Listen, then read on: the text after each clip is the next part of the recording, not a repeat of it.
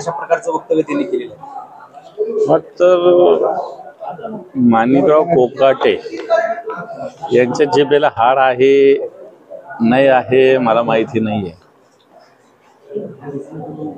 जर त्यांनी शेतात येऊन बघितलं तर त्यांना नुकसान दिसलं असतं, परंतु नेहमीच शेतकऱ्यांच्या विरोधात बोलणं आणि नेमके ते कृषी मंत्री आहे।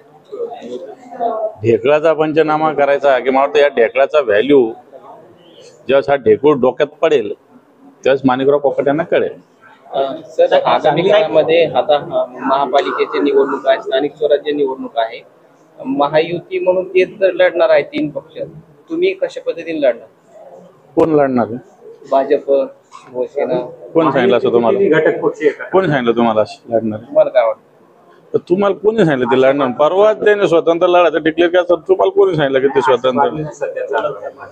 अजून काही नाही, ज्याची त्याची तयारी आम्ही करतोय, मग राजकीय परिस्थिती पाहून निर्णय घेऊ। संजय राऊत येतील आणि तोंड काळं करून जातील असं गुलाबराव पाटील यांनी म्हटलेलं आहे। संजय राऊतांच्या जळगाव दौऱ्यावरून त्यांनी टीका केली आहे। का बरं फिरू नये का जळगाव? काय गुलाबरावच्या नावात कोण दिलंय का जळगाव? 5 आमदार पाडण्यासाठी ते आले होते, परंतु एकही आमदार पाडला नाही। ठीक आहे ना, निवडणुकीत यश अपयश येत असतं। गद्दारी करून मिळवलेलं यशापेक्षा इमानदारीनं पडलो तरी काय प्रॉब्लेम आहे? सर, सांगलीचे चंद्रकांत पाटील आहे ते शिंदेच्या शिवसेनेत प्रवेश करतील आणि 9 तारखेला त्यांचा मुंबईमध्ये पक्षप्रवेश जो आहे तो पार पडणार अशी चर्चा आहे। माहित नाही मला। साहेब, जालना शहरामध्ये गुन्हेगारी वाढलेली आहे, या संदर्भात स्थानिक आमदार एक जर विचारलं तर बरोबर होईल मला। जयंत पाटील सुद्धा पक्ष सोडण्याची तयारी असल्याच्या बातम्या ज्या आहेत सूत्रांनी हे पाहत आहे, तुमचं सूत्र बातम्या याला काही अर्थ नाही। ज्या दिवशी काही गोष्टी होतात त्या दिवशी खऱ्या मानायच्या असतात। सूत्र आणि बातम्या याला काय अर्थ आहे का?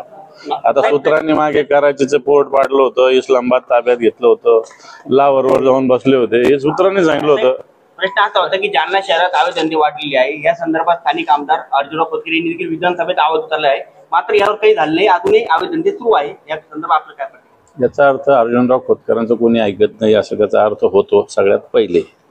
आणि दुसरी गोष्ट, असं होत असेल तर पोलिसांना धारेवर धरलं पाहिजे, शिवसेना याच्या विरोधात आवाज उठवेल। नांदेड जालना समृद्धी महामार्गासाठी आज तुम्ही भेटी घेतली, काय आढळतं तुम्हाला? नाही, जो जालना नांदेड समृद्धी महामार्ग होतोय याच्यात आधी समृद्धी मार्ग जो झालेला आहे नागपूर मुंबई, याच्यामध्ये जो दर होता आणि याच्यामध्ये दरामध्ये कमालीचा फरक आहे, जवळपास 5 पट फरक आहे। शेतकऱ्यावर अन्याय होतो, शेतकऱ्यांच्या फळबागा असेल विहिरी असेल या दाखवल्या जात नाहीये, कायद्याचा मिसयूज केला जातोय आणि म्हणून या शेतकऱ्यांना न्याय मिळाला पाहिजे अशा प्रकारची भूमिका आहे। मला वाटतं या भूमिकेच्या मागे आम्ही सुद्धा ठामपणे उभे आहोत। आता जर श्रेय मिळालं किंवा हा प्रश्न सुटला तर श्रेय कोणाचं असेल?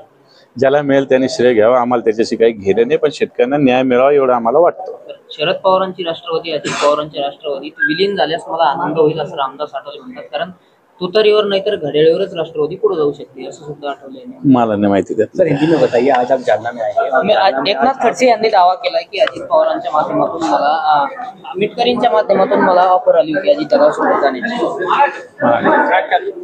हिंदी में बताइए, कृषि मंत्री जो है